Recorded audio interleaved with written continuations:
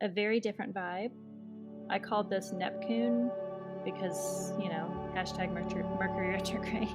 Neptune conjunct Venus, which is just hard for my mouth to say for some reason.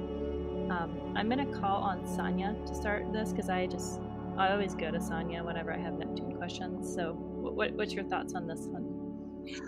Yeah, I've been recently studying Austin Coppock's Decan course, and for him this occurs in the third Decan, and he's teaching us to look at the Vedic Decan classifications as well as the Chaldean ones that we usually use. And this Decan is double Mars, but it's the 10 of Cups in tarot.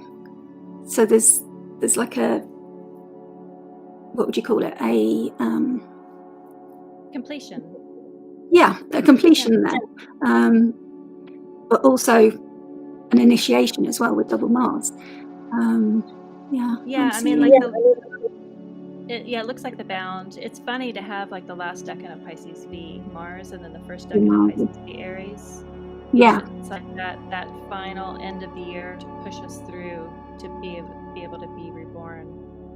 You don't necessarily associate Mars as like a Piscean thing, but Pisces have passion just as much as any of the others. Yeah, I think that's why I was just questioning my notes there. It's like, is that right? But yeah, it's interesting because it's just past Venus's exaltation degree. So she's really on her throne there in Pisces. And that makes me think of the Queen of Cups, the lady just embodying all of that watery wisdom of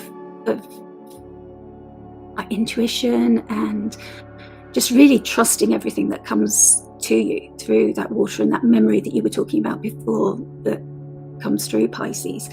And then Neptune brings like really that ethereal quality, that otherworldly quality to it. So it's a really beautiful time, but it can have a shadow side of vulnerability and codependency there as well. So there's all those sweet romantic illusions that can come through, but there can also be like disillusion if it's like not built on solid foundations. If there's love coming through, but you've got those rose-tinted glasses on, and when you've got those two planets together, that's a risk. So check in with your friends. If you do have those desires coming through, just make sure that it's grounded, because the archetypes I was looking at here, it was like sacred love as a mystical force, where you really feel the spiritual undertones of a connection, and like tantric love, and like the women that we really put on the pedestal, like the Virgin Holy Mary, and Persephone and women like that. It's not like the darker goddesses. It's really those goddesses that are venerated and seen as beyond the material. So yeah, it's just a lovely time if you want to connect with water at that time. And if you do rituals or anything, it's a really wonderful time to do anything to deepen your connection with Neptune or Venus. I think it's a really beautiful connection and time. And if you've got either of those planets in detriment, it would be a beautiful time to really start working with either of them. We talk about remediation, and I think that trying to work with a planet when it's at that exaltation is like kind of walking into the throne room and be like, please help me. And you're in the best position of power to help me. One like kind of joking thing, I was like, this would be a great day to start a cult. So be wary of cult adjacent things maybe that you encounter that day. Maybe they have cult tendencies. All joking aside, the shadow of that is just, Neptune has this reputation of just being endless and no boundaries. And any sort of situation where there's Venusian themes, so whether it's relationships or gluttony combined with that endlessness of Neptune, boundaries are good because you see the limits and you know that things are limited, and that is actually a good thing. So you can savor it and value it. If it feels endless, there's kind of a hopelessness or a wandering that maybe you need temporarily, and luckily Venus moves pretty fast. But it also got my attention that even though Libra and Pisces can't see each other through a traditional aspect, Venus rules that south node, and so the south node is still self-noding, even though the eclipse has passed. The solar eclipse is approaching, and so I feel like they might be tied to each other, because that sun will move into the 15th degree, opposing that south node, and just kind of highlighting it again. So those 2 days feel reminiscent of each other, like that maybe south node Libra themes, whatever Libra house is for you, might be related to the Venus Neptune conjunction, just because Venus rules Libra.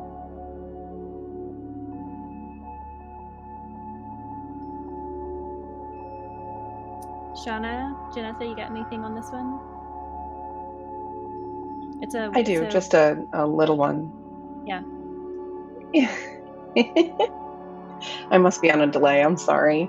It almost mirrors what's going on with Mercury too, but I thought it was interesting when I'm looking at this chart that we've got both luminaries in a sextile to each other at the moment, but just kind of cuddling that the Venus-Neptune conjunction when it happens. So it feels like, because there's no light being shown on whatever's happening at the moment, it can feel, of course, very dreamy.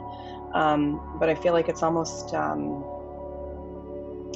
where those dreams are going to get initiated once Mars comes into all of that. Mars hits Saturn, and I feel like it's gonna maybe make some more things concrete. But I think whatever is being born in that Venus-Neptune conjunction is just not going to show up for a little while, if that makes sense. Yeah, I was noticing that too with the luminaries. And I feel like it kind of doubles down on the Neptune themes of like fog or like cloudiness, not being clear on what's going on. But I guess I kind of see this as like pretty, I see it as pretty malefic. We've got, Mars and Saturn there co-present, kind of, Saturn adding a heaviness, maybe, kind of emphasizing the fogginess as well with like that, with it being in Pisces.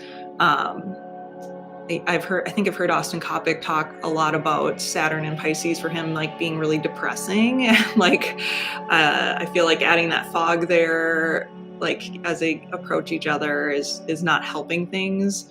And Venus, being the honored guest in Pisces, like she's not really there to do a lot of work either, right? Like she doesn't have to do like the activities she would have to do in Libra or in Taurus, where it's like her home and she kind of like stewards that. She's just kind of like the guest of honor. And I think I've heard Krista here like talk about like that exaltation role being more of like, I'm here as like a guest visitor. I don't have to do the cooking and cleaning. I don't have to like be responsible for anything. I'm just kind of like here to chill and and be doted on.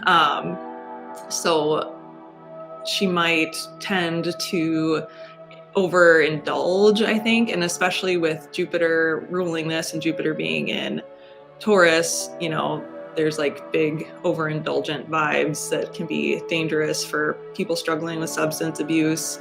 And then Mars there too, like Mars just being generally harmful, I think, kind of paints a not a great picture for this one. And Pluto, Pluto's playing a role, like conjunct the moon there. So yeah, sorry, I don't have like my usual jovial take on that one, but I think it does look kind of like a harmful day or two here with that transit. And luckily Venus moves quickly. But yeah, I guess that's my 2 cents. Well, and also just noticing that they just moved into the bound of Saturn. And so when you think about bounds, like the rules from which the planet can kind of operate. And so then, okay, well, where's Saturn? Saturn's in Jupiter's bound, and Jupiter's in his own bound. So again, it kind of speaks to the expansive gluttonous potential of that day. And the idea of overindulgence, and how does that translate, not necessarily with food or drink or narcotics. It can be overindulgence in whatever areas are kind of, there is already some seed of disillusionment. So I could see that there's potential for it being kind of a dangerous day for sure. And just thinking about healthy boundaries and waiting, because that's a good thing about Saturn, is that Saturn teaches us the potency of waiting, and that things that you have to wait for generally have a lot more long-lasting effect anyway. So if there was the allure of something, maybe using that moment to just sit and stew under the covers. I like the idea of the luminaries not seeing it, of like just being under the covers and waiting for it to pass, so you can kind of be in that dreaminess but don't take action on it, and maybe